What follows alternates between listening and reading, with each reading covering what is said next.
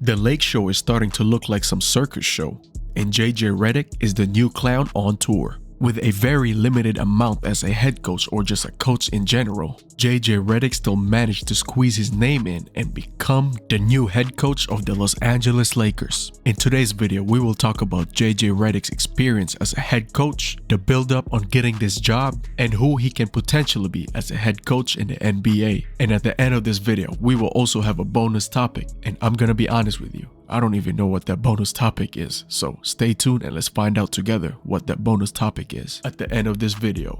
Before we get to this video, I just want to thank the sponsor of today's video. Well, actually, I'm just capping. I actually don't have any sponsors yet, so you better like this video and subscribe to my channel so we'll have some sponsors and get this channel monetized, man. So smash that button, that like button, and subscribe to my channel and turn on that notification button, as I will be making videos for you guys every week. Now let's get to this video, baby.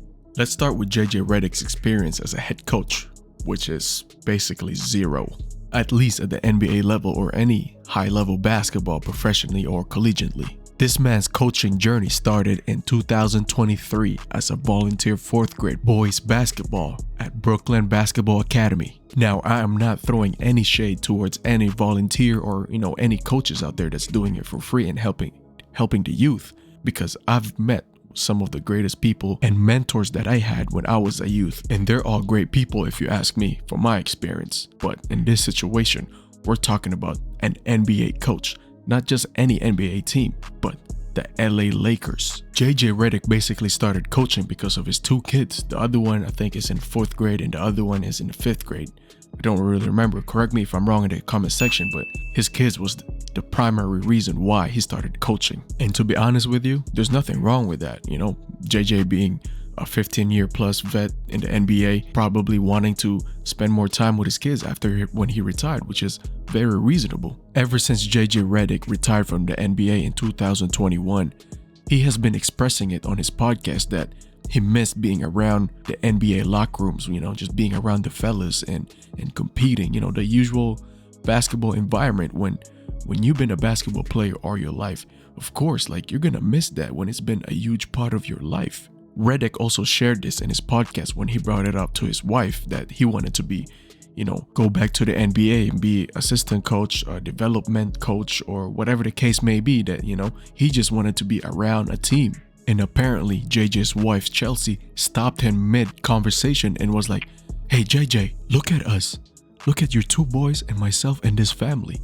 This is your team right now. What are you even talking about?" And then apparently that response from his wife kind of kicked some sense into him, after being a 15-year NBA vet, you've lost a lot of time with your family, and this is the time that you make it up with them right now, is what Chelsea, his wife, was basically telling him at that time and moment. And I guess after that conversation, that's when he started, becoming a head coach for their 4th grade, their middle school basketball, elementary basketball, whatever the case may be, and at the same time having a podcast and being with ESPN, all that media stuff. Okay, enough with JJ Redick's limited head coaching experience, and let's talk about the build-up and how about a month or 2 prior to him being named as the new LA Lakers head coaching job, there was a few signs that they put out there that he was going to be the next head coach. One of the signs that they had was the podcast that they made together with LeBron and JJ Redick, the Mind the Game podcast. That was like, all right, let's show off his basketball IQ to the people so that they'll know that, he knows what he's talking about when it comes to the X and O's and all that stuff. Not only they wanted to showcase JJ Redick's IQ, but did you guys remember the timing of that podcast coming out? That was when Darvin Ham was in the hot seat and was about to lose his head coaching job. And plus, if you really look at it, why the hell does LeBron James need to have a podcast? He already has the barbershop that he barely appears on, and then he want to add another podcast? All that stuff does not make sense to me, because LeBron is LeBron's a billionaire. He doesn't need another source of income, especially in the media space. So that whole buildup of them making a podcast together was just so fishy. That stuff did not make no sense unless they had a motive behind it, which is, now we all know, JJ Redick being named as a new head coach for the LA Lakers. And now let's talk about the last thing. By the way, we still have the bonus topic later, so stay tuned for that one. So the last thing I want to talk about with JJ's situation is who he can potentially be as an NBA head coach, especially as a rookie head coach. This can only go either way. Either he's gonna be a Steve Nash type of head coach or a Steve Kerr type of head coach. What I mean by that is, as great of a basketball player Steve Nash was, he didn't do too well as an NBA head coach, especially the talent that he had in Brooklyn with Kevin Durant and Kyrie. Although he finished his coaching career in Brooklyn with 94 wins and 67 losses. I mean, at the end of the day, you have that type of talent in your roster with KD and Kyrie. You're supposed to at least have a few conference appearances, like conference finals appearances. But instead, they got bounced in the first round and second round. It was the furthest that Steve Nash ever went as a head coach in Brooklyn. This is very possible for JJ Redick for this upcoming season, or the upcoming seasons that he has with the LA Lakers. He has great talents in that roster with LeBron and AD, just to name a few. Not only that, you also have to remember that the LA Lakers is in the West, which is like, that's the jungle right there. It is a much harder conference compared to the East. And when it comes to the Steve Kerr references, I mean, we all know what Steve Kerr did with the Golden State Warriors, winning 4 championships and just dominating throughout his whole time out there. Well, not literally the whole time, but he won a lot of championship with the Golden State Warriors. But I mean, to be honest with you, do I see him winning in LA in the next few years? I don't think so. This is basically this is a 2-year job for JJ Redick with the Los Angeles Lakers as a head coach.